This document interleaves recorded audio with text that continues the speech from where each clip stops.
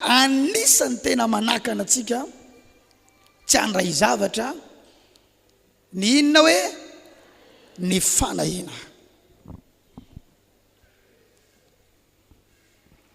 Filipianina 4:6 amin'ny anaran'i Jesosy.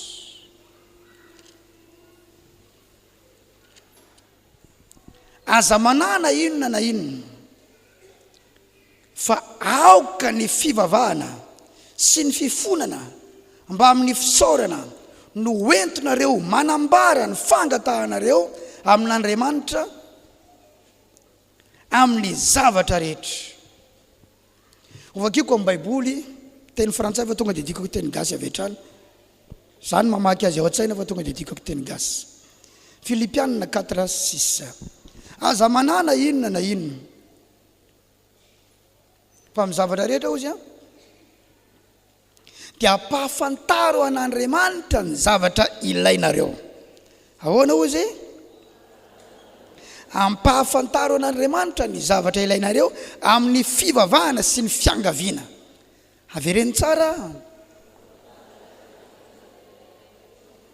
Ampahafantaro an'Andriamanitra ny zavatra ilainareo amin'ny fangatahana sy fiangaviana ary ampiarao amin'ny fisaorana. Ianao zany aza manahy, aza be fanahina, aza manana fanahina. Fa raha misy zavatra ilainao dia atao inona? Ampahafantaro an'Andriamanitra amin'ny fivavahana sy amin'ny fiangaviana dia misaora azy foana. Zany hoe mangataka ianao dia milaza aminy zavatra ilainao ianao, dia miangavy ianao sady misaotra sahady ianao ny amin'ny zavatra misy amin'izao aloha, ary misaotra ihany koa ny amin'ny zavatra ho ataony aminao. Ny dikan'ny fisaorana le dia mino fa ho ataony aminao le izy. Zay no mahatonga anao misaotra. Raha misy olona nilaza zavatra taminao omeko an'izao ianao, dia izy moa zay fomba fiteny zay misaotra mialoha. Dia Andriamanitra mila omena fisaorana mialoha mandrakariva. Ianao tsy miteny misaotra mialoha Andriamanitra zasina mialoha zany, fa tonga dia misaotra fotsiny ianao. Ampahafantaro azy ny zavatra angatahanao, ny zavatra ilainao amin'ny alalana vavaka.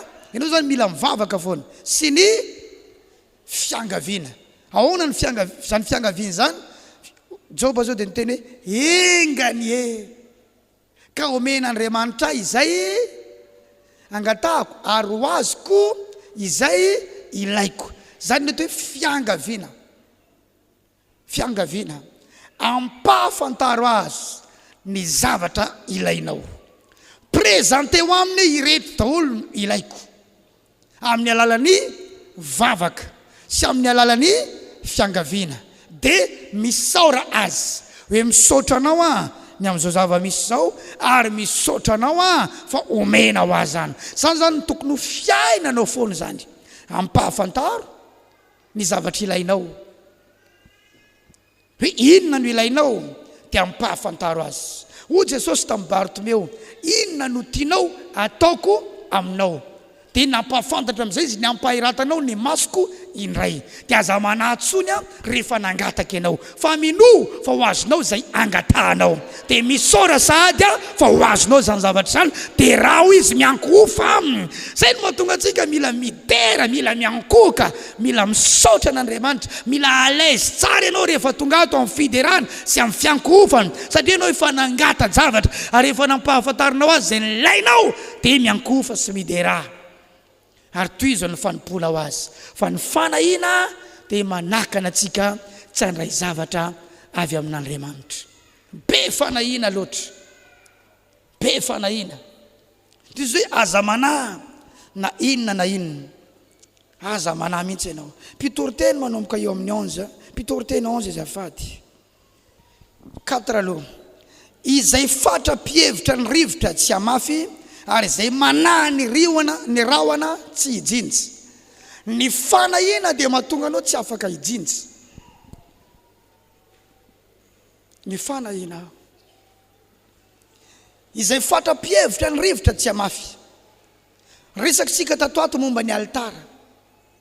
Raha mijery an'izao karazan-javatra rehetra mitranga sy ilainao eo amin'ny fiainanao zao ianao, dia tsy afaky ny amafy. Ahoana moa ny amafazako an'ity? Zany ery mbola misy trosany olona, ery mbola misy vola ilaiko atsy, ery ny zanako mbola ohatran'izao, ny hofatraniko mbola ohatran'izao, ny jiramako mbola ohatran'izao, za mbola mila zavatra ohatran'izao. Reny no manakana ny olona tsy amafy fa be fanahina. Mazava tsara amin'ny toriteny, mazava tsara ny fampianarana, mazava tsara amin'ny zao ny atao, fa manana inona izy fanahina dia lasa tsy mamafy. Misy fotoana ianao mandray tsodrano fa tsy mbola manifeste ilay tsodrano, fa misy fotoana manomboka manifeste miseho amin'izay hoe ity la iasan'le tsodrano. Nandray fotsiny aloha ianao zay ny ilana n'le amena ne, tika le amena ho tanteraka ne izany, dia mila mika mafy rehefa manao amena mandray an'le izy. Fa mety tsy mbola manifeste le zavatra kanefa efa ao aminao le izy. Ho avy ny fotoana isy manifestation na fisehony amin'izay le zavatra nraisinao tao anatinao tao. Zany angena ianao ke depoane zavatra, misy tsodrano ao anatinao, misy teny fikasana ao anatinao, misy finoana ao anatinao, misy faminaniana ao anatinao, fa mety tsy mbola manifeste dia io aloha ianao io. Fa ho avy ny fotoana isy manifeste zay zavatra izay. Halleluja. Izy izy mahazo resaka ataovy ambony ny tanana zay le izy. Ka izay fatra-pievitra ny rivotra tsy amafy. Raha mijery an'le rivotra ianao dia tsy mahavita mamafy ianao.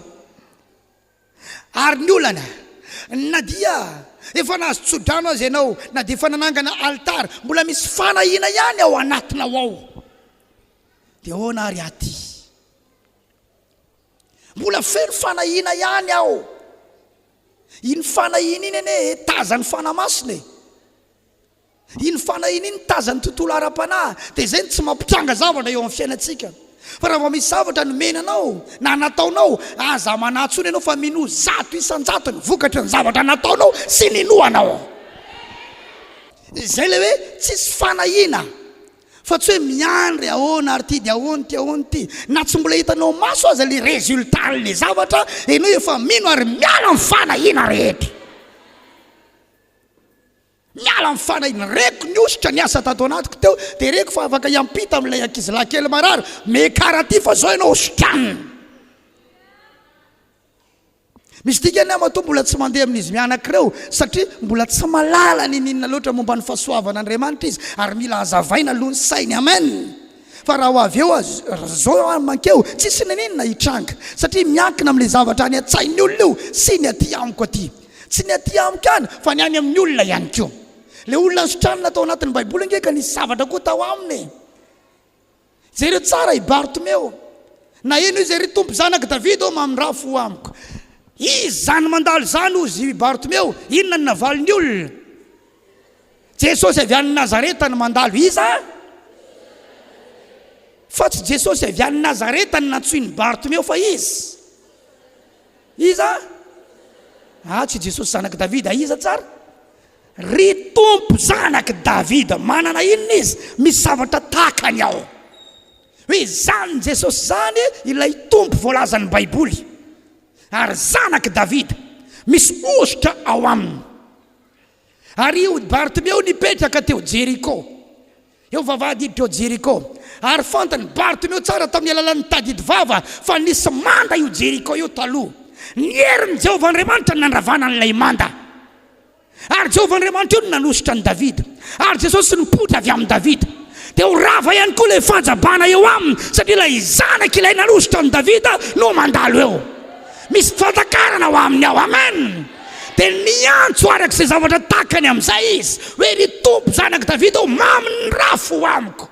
Fa tsy nahoany i Jesosy izy, fa tsy navelany. Enao io mandalo toroko androany, ry tompo zanaka Davida maminy rafo amiko. Na teo zany niositra avy tamin'i Jesosy, mila misy fantakarana ilay olona mila zavatra, mila niantsoantson'ilay olona mila zavatra. Tsy voatery misy ositra ty anatiko aty dia afaka nitahanao fa mila misy fatakaranao, mila misy niantsoantsonao, mila misy ny fahaterenao, fa afaka ivoaka le zavatra atao amin'ny point de contact, afaka ikasika anao sy anovanao. Halleluja, halleluja, halleluja. Zay voaresako tamin'ny rahalahy hery teo le mpitondra ny sécurité ato ampianaro an'ireo rahalahinao reo hanaja tsara ny mpanompon'Andriamanitra le lan'Andriamanitra sy vehivavin''Andriamanitra formeo reo sécurité reo ay hanaja tsara azy ametraka azy ho ray eo amin'ny toerany tsy antso azy ho pasteur fa antso azy ho papa ary zanaka izy hiampitany ny fahasoavany dia omban'Andriamanitra hiampitany zavatra amen mba ho sambo anjary daholo ny rahalahy ato anaty fiangonana. Fa rehefa misy zavatra takatra ao rahalahy sy anabavy dia zavatra takatra ao zay mifanena amin'ilay fahasoavana mifanena amin'ilay ositra mifanena amin'ilay fagnatrehan'Andriamanitra dia ireo amin'izay tahaka ny plus moins fanena dia misy afo mirehatra ao. Zay mahatonga ny Baiboly miteny aza malaky mametra tanana amin'ny olona fa fantaro tsara hoe izy aloha izy inona ny efa takany satria nanay mety ametrahanao tanana izy tsisy zavatra mitranga dia anao no mentsiny rehefa avy ao. Zay mahatonga hialoavany fampianarana foana ny vavaka ny fahagagana sy ny tariny ka ho anatin'izao fampianarana zao maiza mandray zavatra tsara fa rehefa hivavaka sika rehefa avy eo dia hifanena ny zavatra aty amiko sy ny fahatakaranao sy ny etaetanao sy ny antsoantsonao fa izy zavatra tsy maintsy hitranga any amin'ny anaran'i Jesosy avy any Nazareta. Halleluja. Aza manana fanahina rehefa ny zavatra nataonao dia minoan'izay zavatra nataonao izay any amin'ny tontolon'ny herina maizinao tsy misy fanahina izy rehefa ny zavatra nataonao ny olona anankiray. Misy lehilahy rehefa nisaraka tamin'ny vehivavy anankiray dia sa mihitsy izy miteny hoe enao tsy ahita vady zany itsony tsisy fanahina mihitsy izy miteny an'izany ary dia mitombona tokoa ary miteny ilay vehivavy matetika efa be dia be ny resaka tamiko ilay vadiko ilay olona niaraka tamiko taloha ny teny hoe zaho tsy ahita vady intsony ary zaho mitsatoka hatramin'ny androany. Ilay olona ny teny zany tsy nanana inona fanahina satria inona ny antony nisy zavatra nataony tao ary nino ny zavatra nataony izy. Mifanohitra amin'izany tsika ty amin'ny fiarahana amin'i Jesosy Kristy na dia efa misy zavatra nataontsika mbola feno fanahina ihany tsika fa mila misy hetsika mifanaraka amin'ny zavatra inonao ataonao tena manome profo mihitsy hoe mino ny zavatra nataonao mino ny teny ao anatinao mino ny tsodrany natao taminao mino ny faminaniana ny raisinao fa ny fanahina dia manakana surnaturel ny fanahina dia manakana fahagagana ny fanahina dia fahavalon'ny finoana.